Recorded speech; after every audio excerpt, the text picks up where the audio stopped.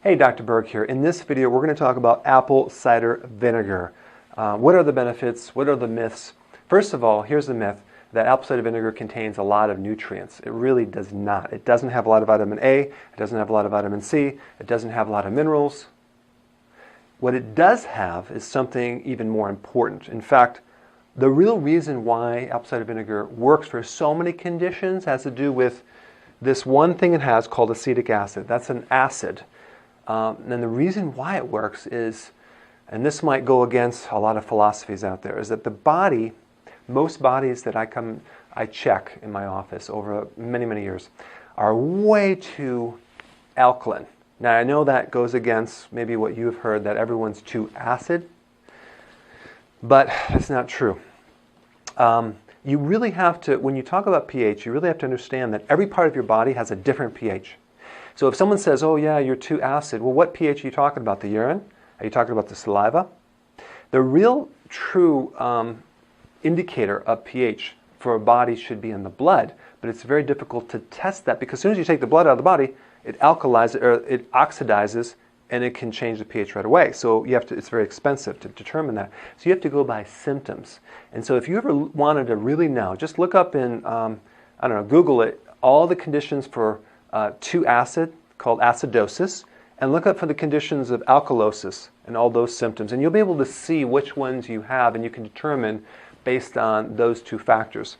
So what we're talking about is the blood pH here. Most people have a blood pH which is excessively alkaline. And yes, it's true that your blood should be slightly alkaline, but in this situation it becomes even too alkaline. Okay? And that's why apple cider vinegar works so well, because it changes. If you change the pH of your body just a slight bit, you can create huge effects because the pH is so important in transporting minerals and allowing enzymes to work, to stimulating the thyroid, to increasing metabolism, all these things. So let's just take a deeper look at this one acid, acetic acid. The pH of acetic acid is very acidic. It's 2.5. That's like almost like stomach acid pH. It's way down there. So it's really good for the stomach. People take it for heartburn. And by the way, heartburn, acid reflux, indigestion, that is a condition where your stomach is too alkaline and the valve on top does not close. And I know people say it's too much acid. No, it's not. In fact, if you have acid reflux or heartburn, just take some apple cider vinegar and see how much better you feel. I mean, you'll feel wonderful because the valve will start closing on the top and the acid won't start regurgitating up through that valve. So it's good for GERD, acid reflux, indigestion. Okay? And as you age, especially over the age of 50, 60, 70, your pH in your stomach starts going lower, it goes higher and higher and higher. So it becomes more and more alkaline. So you need more acid as you age to be able to digest protein and absorb minerals. Because if your pH is too alkaline, which most people have a problem with too much alkaline, they can't absorb calcium. They can't absorb minerals like they used to. So what happens, especially with calcium, is calcium starts building up in the soft tissues throughout the body. So you have the soft tissue calcification.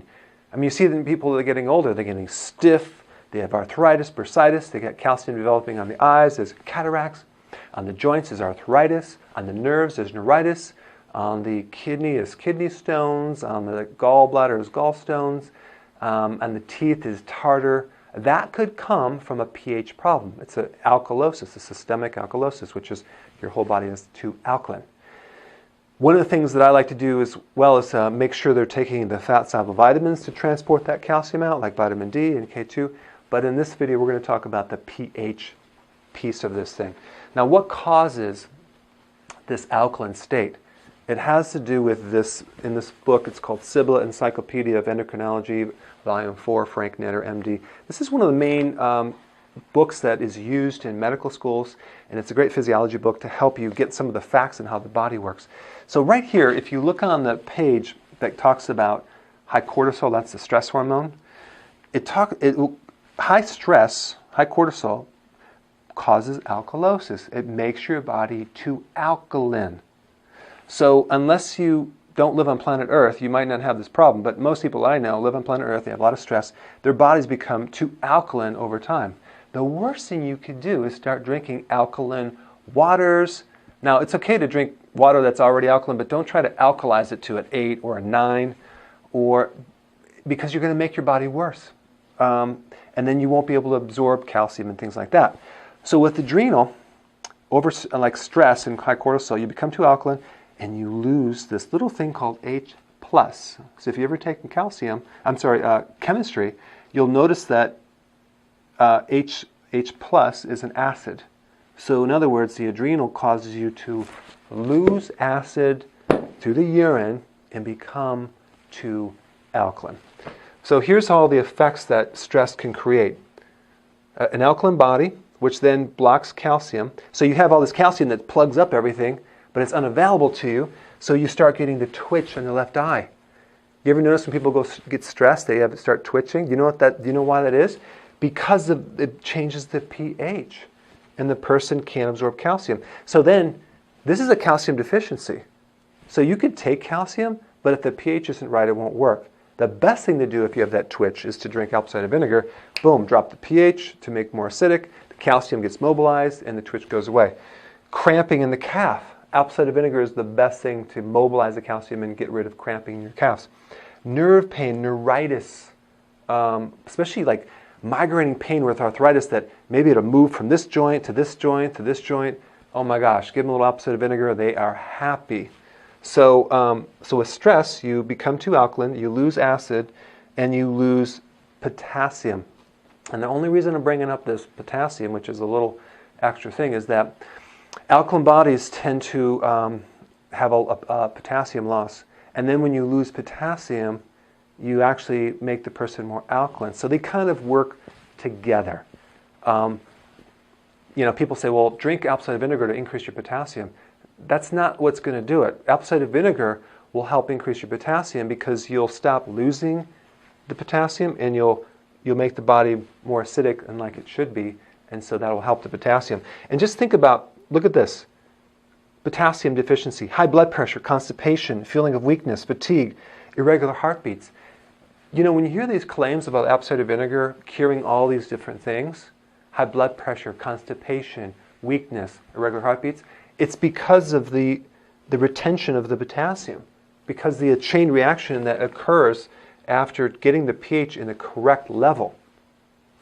People that drink a lot of protein drinks, or they eat too much protein, let's say they do the Atkins diet, or they're doing this high protein diet, what happens, there's the waste from that protein. It's called guanidine. It's a chemical. Very, very, very, very, very alkaline. Okay? And so that can cause twitching, nerve pain, and a lot of arthritis. Okay? Even when you do like the ketosis diet and you're doing more protein, you may feel stiff, you might feel more arthritic. Drink some apple cider vinegar. It flushes this thing out so nicely. So apple cider vinegar is the antidote to the residue of high protein, or too much protein for your liver and your body. So it's a really good cleanser.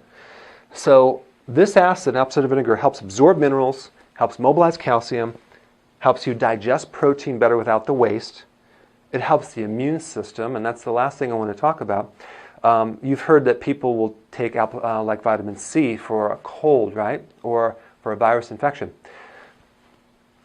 It's not the vitamin C necessarily that's creating the big effect, because most people aren't even taking vitamin C. They're taking a vitamin C lookalike, or a fake vitamin C called ascorbic acid, which is not really the true vitamin C complex, which again I'll have people disagree on this video. Because you can make synthetic vitamin C from ascorbic acid and cornstarch. Well, first of all, corn has no vitamin C. Cornstarch has no vitamin C. Ascorbic acid has no vitamin C. How can you take two things that don't have vitamin C, mix them together, and make ascorbic acid and think that's vitamin C? It's fake. The real benefit of vitamin C, or ascorbic acid, is the acid. You'd be much better taking the acetic acid to help your immune system. If you get a cold, if you have a fever, a viral infection, start taking the apple cider vinegar. It's really, really important. So these are the true benefits of apple cider vinegar, because it acidifies an alkaline body. So in the next section, I'm just going to show you a little concoction that I make and I drink on a regular basis. Okay, so let me show you how to make this. This is in my book, chapter 10. It's called the cranberry drink. It should be called the apple cider vinegar drink. Very simple, and you really should try this because it will help you lose weight. If you drank one of these before you ate 3 times a day, you would lose a lot more weight because it stimulates the thyroid and it acidifies the stomach. The only thing that I would recommend if you have a very slow metabolism is you may want to omit the cranberry juice. So you get the Bragg's apple cider vinegar. I like this the best. And simply a teaspoon in some water. Actually do 2. 2 teaspoons in the water before each meal. And some people say don't consume water before a meal, but this is an acid drink, so it's going to help stomach acids. But check this out. This is my favorite lemon juice, Italian volcano lemon juice. It's organic lemon juice, and this stuff is magical. It's wonderful, and you get it from the health food store. It's grown on these soils where the volcanic ash fertilized the soil. So you just do a teaspoon of this lemon right here. You don't have to use this lemon juice. You can use other lemon juice. You can use lemons. I like that lemon juice because I'm spoiled. Cranberry juice. Make sure you read the back of the label, and it just comes from whole cranberries. Because some people get the one that has extra grape juice or apple juice. You don't want that. Just do a teaspoon of this. And basically, this is your drink. Now, I like to, and this is just me, you don't have to do this. You can add some ginger, and there's some ginger root that you can shred in there, and it makes it a little spicy. I basically have this ginger extract that you can get. It's a liquid form. It's like ginger juice. And you put a little ginger, it's real spicy. There's a lot of great properties. It's a very good tonic. Again, if you can't stand the taste, chances are you probably don't need it. Okay? If you really need it, you will crave it, and it makes you feel better. But I really want you to try this. Real simple. Drink this before you eat, and watch how much better you feel. Okay? So go ahead and do this, and give me some comments below. I'll see you in the next video.